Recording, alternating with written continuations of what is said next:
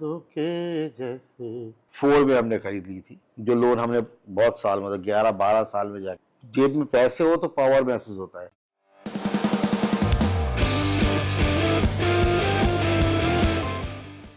Hello and welcome to another episode of Frankly Finance talks.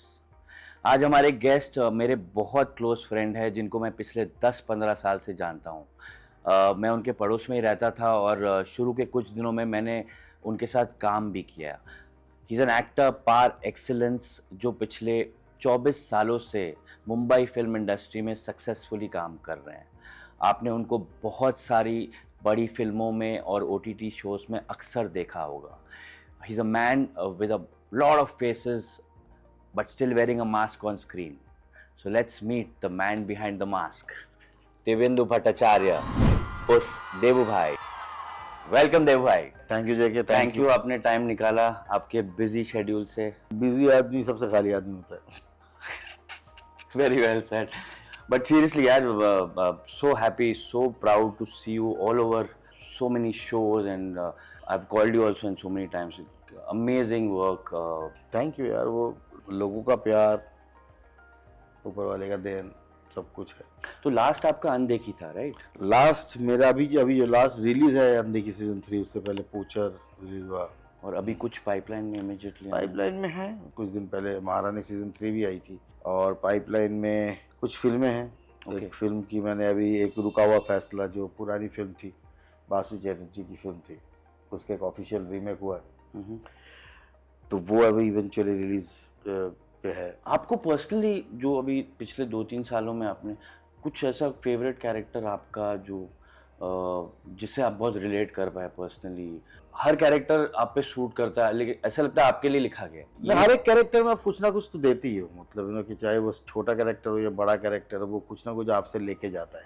Acting एक ऐसी art है जो कोलैबोरेटिव है, मतलब वो ऐसा नहीं है कि सब कुछ मैं ही कर रहा हूँ, क्योंकि वो कोई एक लिखते हैं, अच्छा लिखाई होती है, फिर उसमें लेयर्स होते हैं, तो वो लेयर्स अगर अच्छे हो तो फिर और भी एक्टर निखर के आता है। फिर डायरेक्टर है, डायरेक्टर एक दिग्दर्शन करता है, वो एक डायरेक्शन देता है आपको, कि डायरेक्टर के साथ एक पेज में चलना शुरू करते हो तो उसी पेज में रहते हो, बिकॉज करने को तो आप बहुत कुछ कर सकते हो, कि कैसा as an actor it's your craft, आप दूसरी दिशा में भी पिक्चर को लेके जा सकते हो, फिल्म को लेके जा सकते हो। मैं दूसरी बार आपके घर आ रहा हूँ and I must say it is amazing. बहुत प्यारा लग रहा है घर, क्योंकि पहले हम यहाँ मिलते थे, घर का एक सेक्शन था जहाँ आप रहते थे, और अभी आपने खोल दिया है, दोनों घर ज्वाइन कर लिए हैं एंड बहुत ही ब्यूटीफुल इंटीरियर्स लग रहे हैं। जैसे तू बोल रहा है वैसा लग रहा है, लोगों को लगेगा कि पहले एक खंडर में रहते थे। एक खंडर में एक साइड को हमने बना के रखा हुआ था, वहाँ रहते थे, बाकी खंडर पड़ा हुआ था। वैसा नहीं है, नहीं तो बिल्कुल वैसा नहीं। तो मैं मस्त से बहुत टेस्टफुली कराया। हाँ, अभी हाँ सबको रेनोवेट कराया यार, बहुत सालों बाद एक्चुअली थोड़ी सी। तो शुरू से कैसे, मतलब when did you come to Bombay and how did it start? मैं तो मुंबई आ गया था 2000 में। ओके, सन 2000 में मैं मुंबई आया। I think I still remember the day, I think 4 अक्टूबर। सबसे पहले राजीव कुमार जो हमारे बैच में, उसने एक अपना कृष्णा कावेरी में घर लिया हुआ था, तो तो सबसे पहले राजीव के साथ शिफ्ट किया था। फिर उसके बाद फिर राजीव की शादी वादी हो जाती है, फिर मैं वनराय कॉलोनी की तरफ शिफ्ट हो जाता हूँ। उसके बाद फिर मैं इस तरफ फिर आ गया। फिर उसके बाद हमारी शादी होगी। शादी हो जाने के बाद इसी लेन में मैं मूवी टावर करके एक बिल्डिंग है, तो वहाँ Which year was this? ये शादी हुई थी हमारी 2003 में। तो ये वाला घर हमने सबसे पहले 2004 में हमने खरीद ली थी, जो लोन हमने बहुत साल, मतलब 11-12 साल में जाके चुकाया बहुत ही मुश्किल से। फिर इस बीच थोड़ा डेवलपमेंट हुआ, तो 2015 में ये एडजेसेंट घर खाली पड़ा हुआ था, तो हमारे मन में ऑलरेडी एक ऐसा ख्याल था कि यार घर थोड़ा बड़ा हो जाए, बच्चे बड़े हो रहे, तो थोड़ा सा और पसारे।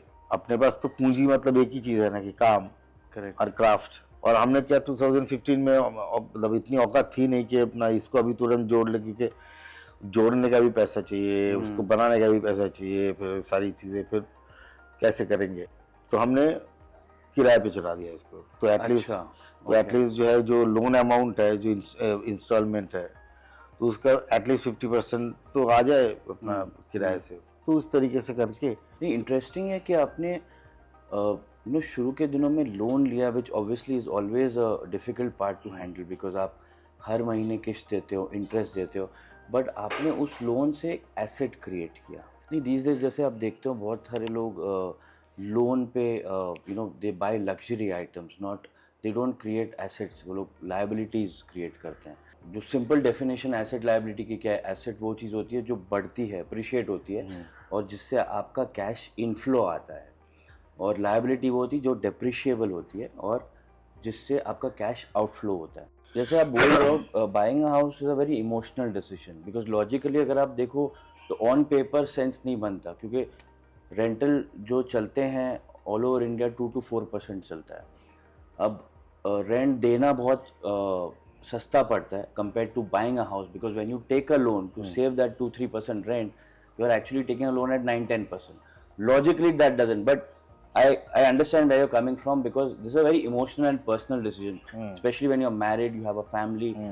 This is a basic thing, we all think कि एक अच्छा घर हो, अच्छी गाड़ी हो, but मैं जितना जानता हूँ आपको गाड़ियों का ज़्यादा शौक नहीं है। Car is a depreciable asset, जो हमने बात करी, हाँ, तो exactly. Car is always a depreciable asset. मतलब जैसे कि अगर कोई बहुत बड़ा ब्रांड की गाड़ी आप खरीद लो, जिस दिन एक शोरूम हो जाता है उसी दिन उसका प्राइस गिर जाता है, यू नो। सो इससे से आपको पता चलता है कि गाड़ी का क्या वैल्यू रह जाती है। वो एक स्टेटस सिंबल है, it is not a necessity, but rather I feel that necessity is your house, is your home. तो मैंने भी बोला कि अगर तुमको इस पैसे में एक बहुत बड़ी गाड़ी लेनी है और घर को बड़ा करना है, correct, this completely a cultural thing that, क्योंकि मेरे पिताजी हमेशा ये बोलते हैं कि उधार की जिंदगी नहीं चाहिए। एक बार उधारी में जीना शुरू किया, उसकी अगर लत लग जाती है तो उसके बाद आप जिंदगी भर उधारी पे जीते रहते हो। तो इसलिए मैं क्रेडिट कार्ड यूज नहीं करता हूँ। मेरे पास जितना कैश फ्लो है, आज की तारीख में भी मैं कैश रखना पसंद करता हूँ अपने जेब में, ताकि मुझे अभी भी आज की तारीख में भी जेब में पैसे हो तो पावर महसूस होता है। कार्ड से मुझे पावर महसूस नहीं होता है। अगर मुझे लोन लेके वो चीज़ खरीदना पड़ रहा है, इसके मतलब उस चीज़ की मुझे ज़रूरत नहीं है। करेक्ट। सी देखो, आप जो कह रहे हो ना, एग्जैक्टली वही चीज़ें बोल रहे हैं कि अगर आप एसेट और लायबिलिटी समझते हो, अब जैसे आपने घर के लिए लोन लिया, that is a good loan. So you have to understand, the point is there are good loans and bad loans. But if you pick up a loan for traveling in a luxury where your pocket cannot afford, so that is not a necessity. That is what the whole crux of the discussion is. Yeah. You need to understand these concepts and actually वो हम लोग priority आपको priority set करनी पड़ती है ना life में। और हम लोग एक्सीडेंटली वो चीज़ें करती है, because we are all coming from the same middle class background, we have those values. हम लोग फ्लैशी चीज़ों में बिलीव नहीं करते। एक चीज़ आपने बोली कि आप ज़्यादा उन चीज़ों को सोचते नहीं हो, आप अपने ग्राफ में रहते हो। तो घर के फाइनेंशियल डिसीजंस कौन लेता है? मतलब मेरी वाइफ। रिचा, तो अभी मतलब प्रॉपर्टी की तो बहुत बातें कर ली, लेकिन कुछ तो करते होंगे उसके अलावा। जैसे अभी बच्चे बड़े हो रहे हैं, है ना, आई थिंक शौर्य अगले 2-3 साल में हायर एजुकेशन प्लान करेगा, और नोरा भी उसकी मर्जी। हाँ, नोरा भी will get into her higher studies and शादी होगी बच्चों की। आपकी भी आगे रिटायरमेंट, ओल्ड एज प्लान, कुछ तो कहीं इन्वेस्टमेंट आप सोचते होंगे। मैं जिस कल्चर से बिलोंग करता हूँ वो कल्चर बहुत डिफरेंट है। मेरे पिताजी बहुत ही काफ़ी डिफरेंट उसूल वाले लोग थे, क्योंकि बिकॉज उनकी अर्निंग लेवल ही बहुत, एक मिडिल क्लास आदमी कहाँ इन्वेस्ट करेंगे। मिडिल क्लास आदमी ज़िंदगी में सिर्फ हमारे लिए एक ही चीज़ हुआ करती थी एक ज़माने में, वो लाइफ इंश्योरेंस, ठीक है, और वो LIC लेने की LIC होती थी। तो LIC तो हमने ज़िंदगी में मेरे पिताजी ने बोला कि यार LIC कर लिए, कोई LIC कर ले। मेरे मॉम डैड के पास तो मेडिक्लेम भी नहीं है। मेरे मॉम डैड के इसलिए मेडिक्लेम नहीं था कि मेरे मॉम डैड जो है वो PNT सर्वेंट थे उस टाइम। ऐसे सर्विस में एक गवर्नमेंट का एक ऑटोमेटिक मेडिक्लेम रहता है कि आप गवर्नमेंट ऑफिसर्स के कि आप का कुछ भी हो जाए, Correct. आपका कुछ भी हो जाए, कुछ हॉस्पिटल्स है जिस हॉस्पिटल्स में कवर्ड होता है। आज मेरे को लगता है कि जब वो बीमार पड़ते तो मुझे को लगता है कि यार शायद अगर कुछ सोच होती कि वो डैड कुछ कर लेते उस टाइम। मैं रिलेट कर पा रहा हूँ, क्योंकि एग्जैक्टली आइडेंटिकल बैकग्राउंड मेरा भी रहा है। मतलब dad mom didn't have a mediclaim, and actually they were only investing in properties.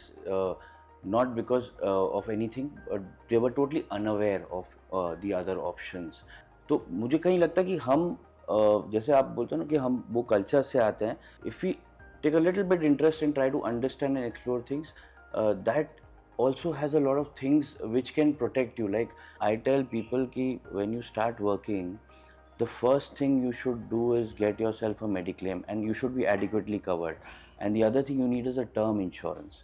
अब ये दो चीज़ों के बाद आप इन्वेस्टमेंट जर्नी शुरू करो, क्योंकि आप इन्वेस्टमेंट्स कर लो कुछ भी चाहे, अगर एक ऐसा कुछ अनफॉर्चुनेट इंसिडेंट हो जाए जहाँ you need medical expenses to be handled और you know life is at risk, you finish everything overnight. लोग कंफ्यूज भी होते हैं, बोलते हैं अरे टर्म इंश्योरेंस हमारे पास यूलिप है, तो वो दो अलग चीज़ें हैं, क्योंकि people have to really try to understand what is the difference. Because इतने लोगों को कन्फ्यूजन होता है कि यूलिप है ना मेरे पास इंश्योरेंस मेडिक्लेम, उनको सब लगता है एक ही है, जबकि ऐसा नहीं है. यूलिप क्या है? ULIP is actually a mixture of two things, mutual funds and insurance.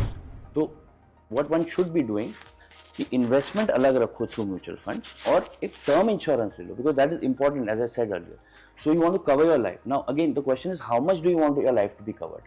अब एक इंसान अगर उसको कुछ हो जाता है लाइफ में, तो वो ये एक चीज़ चाहता है कि मेरी फैमिली मेरे पीछे सेफ रहे, सुरक्षित रहे, and they maintain a standard of living. तो वो टिपिकली उसका एक थॉट रहता है कि 10-15 साल का उनका एनुअल खर्चा उनके पास हो मेरे एब्सेंस में, खुदा ना खास्ता मुझे कुछ हो जाए तो. उसके अलावा अगर आपकी कुछ लोन लायबिलिटीज हैं तो वो आपको कवर करनी है. You don't want to put those loan liabilities as a burden on your family after you gone. So you have to cover all those things in your term insurance, and term insurance standalone is a very cheap product.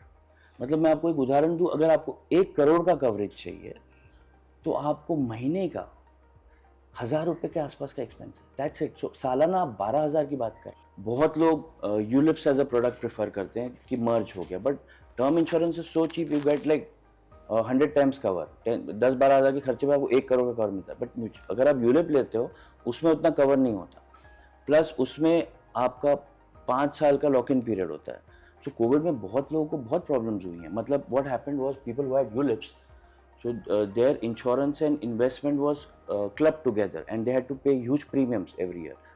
If you stop the premium in those 5 years of lock-in, your whole almost majority of the amount is put on the side and it is put in a defunct account and you are paid 3 to 4% interest on that. So and that insurance gets cancelled immediately when you stop paying. Whereas अगर आपका investment और term insurance अलग अलग है तो मैं investment रोक दूंगा. कोविड में अगर मेरे काम बंद हुए पड़े हैं, बिजनेस बंद हो गए हैं, जॉब्स बंद हैं, सैलरीज नहीं आ रही फॉर एग्जांपल, या कोई भी ऐसा डिफिकल्ट टाइम है, तो आपका इनफ्लो बंद हो गया, but because you kept them separate, तो उस टाइम पे आप क्या कर सकते हो कि आप इंश्योरेंस चालू रखो, क्योंकि that is important, that is necessity as you said, but that point in time you can stop your investment. So I personally feel you should keep them separate. हाँ, फिर वो तू कम काम कर ले, तू वैसा काम, ये काम अगर तू मेरे लिए कर सकता है वैसा काम तू कर ले मेरे लिए, पर ये भी देखना कि पैसे भी कहाँ से आएगा. तू पैसे क्या इन्वेस्ट करने के लिए तो पैसे भी चाहिए होता है ना. पैसे क्या, वो भी तू दे देना. पैसे भी कर देंगे. चलो हाँ ठीक है, तो फिर तो मेरे को क्या करना है, समझ लो तू. थोड़ा एजुकेशन मुझे लगता है अपनी कंट्री में लैकिंग है. स्कूल्स में पर्पसली ये सब्जेक्ट्स नहीं कवर करते, and I think parents also should expose their children a little earlier in terms of little bit of education on money and finance so that they value things. तो बस का आपका शौक है acting के अलावा, जो मुझे पता है पर्सनली, तो मैं पूछूंगा उस पे भी अपने शौक की बात की. You like travelling, I know. Travelling तो बचपन से शुरू होगी. मतलब मॉम डैड के साथ, मॉम डैड को एलटीसी मिलती थी तो मॉम डैड के साथ अपना एलटीसी लेके कहीं ना कहीं जाना.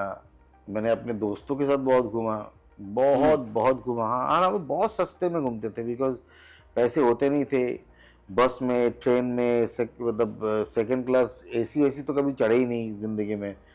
ऐसे घूमते हुए जनरल कंपार्टमेंट में उठ जाते थे, बैक पैकर्स दोस्तों के साथ. कहाँ नहीं गए, पर मज़ा आता था. हाँ, फुट लूज थे.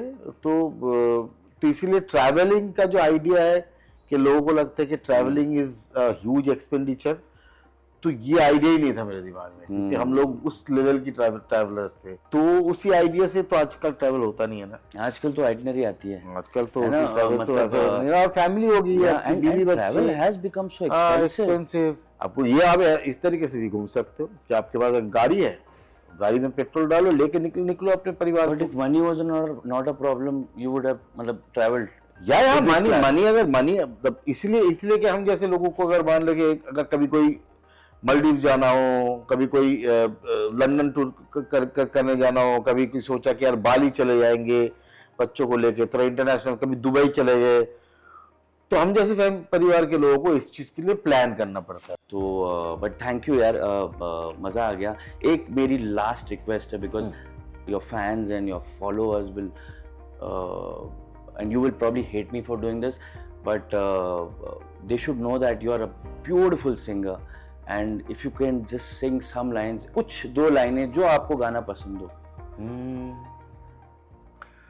जब जिस वक्त किसी का यार जुदा होता है, कुछ ना पूछो यारो, दिल का हाल बुरा होता है।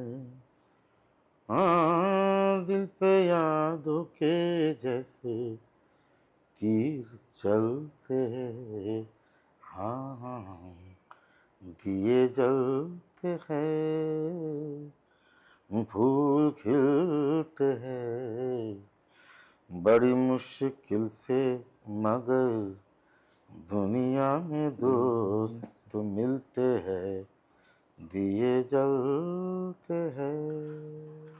Thank you for doing this, and I had a lovely time. मजा आया।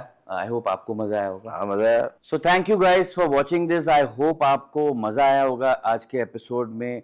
देबू भाई ने बहुत सारी अपनी पर्सनल चीज़ें, अपनी विचारधारा शेयर की। हमारे लिए भी काफ़ी यूनिक और इंटरेस्टिंग था knowing him for all these years. Put your comments down in the section कि आपको कैसा लगा एपिसोड।